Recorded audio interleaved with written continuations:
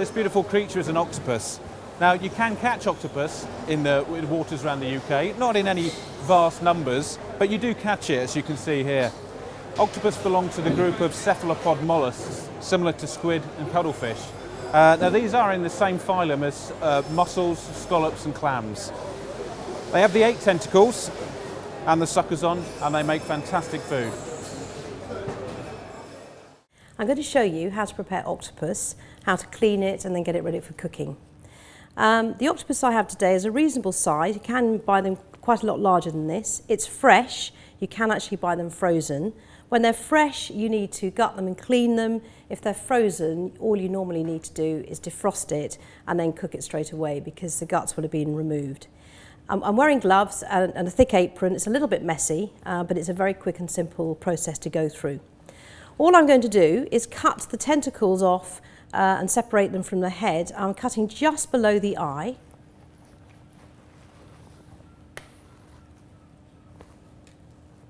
And then what I need to do is open up the head and actually gut the head. I'm going to actually cook the head, but I don't want any of the interior. I'm going to use a pair of scissors just to open this up. This one actually feels quite gritty, so it will need a really thorough washing. And all you do, you see the grit coming out of here, is just put your hand in and just pull all that away.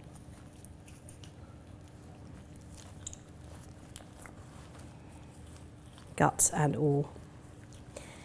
And it's as simple as that. All you need to then do is just throw away.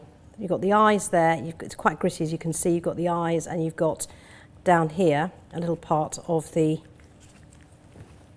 it's going to slip them a little bit lower down. And just take off the little filter as well. It's as simple as that. And once you've taken out the guts and the interior, all you need to do is wash that in plenty of cold water.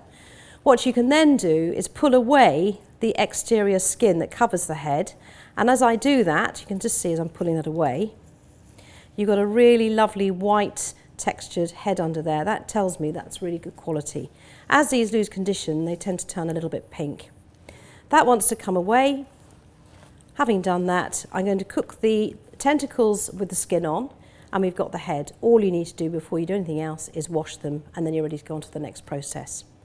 Now, with all the cephalopod group, which is cuttlefish, octopus and squid, they're very versatile for the cook because they either can be cooked very rapidly or very slowly. Octopus is generally cooked very, very slowly in a braise or a stew, and that's what I'm going to do with that today.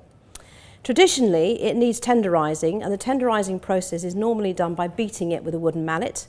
I have another technique, which is actually blanching the octopus in order to allow the proteins to gradually break down, and then we can go on to the casseroling process. The other advantage of doing that is that in the little tentacles here where you've got all the suction pads, by actually slowly breaking that down, what actually happens is you actually rinse those as well. And the octopus we've been dealing with today is quite muddy and gritty, so it's really to an advantage to make sure that's done really well. I've got a hot pan of water, I've got a cold pan of icy cold water here.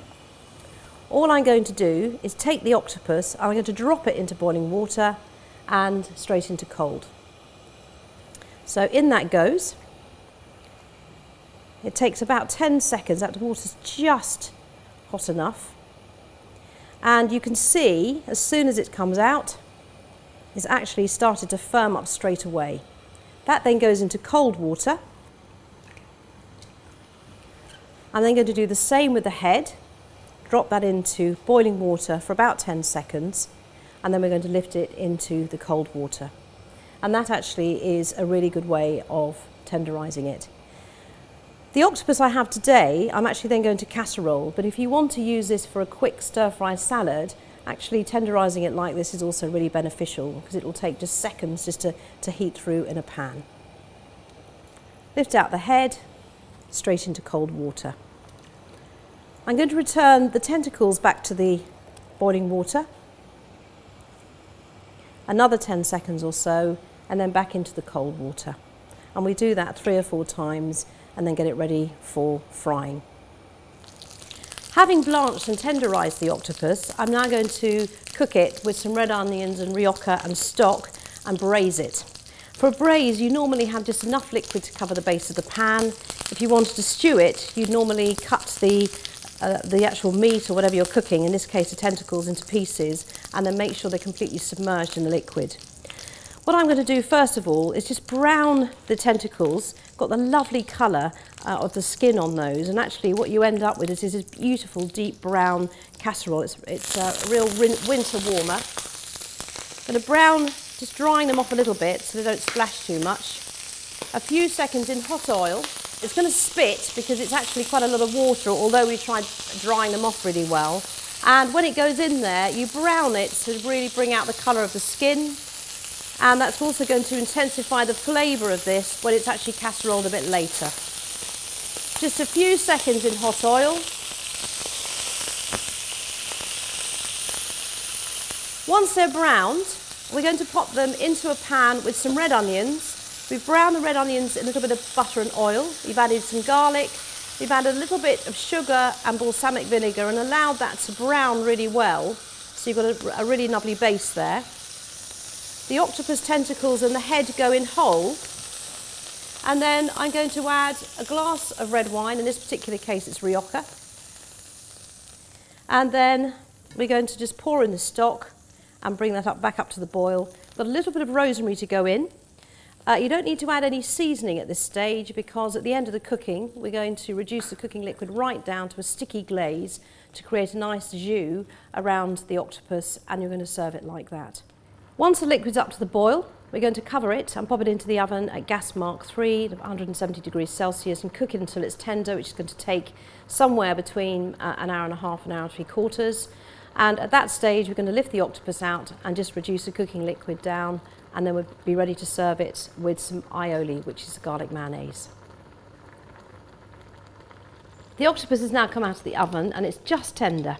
So what I'm going to do is lift the tentacles out of the cooking liquid and just pop them on a serving dish, and the same with the head. The liquid in the bottom is a little bit still in there with lots of red onion. That's going to reduce away by rapid boiling until it's reached a nice syrupy consistency, and then we can spoon it over the top of the octopus to serve. I would leave the tentacles whole, but if you want you can cut them into pieces, and then that's ready to go. And an octopus of this size is probably enough to feed 2 people. On the side I'd have root veg or lots of mashed root veg, and we've got the aioli just to spoon over the top just to serve.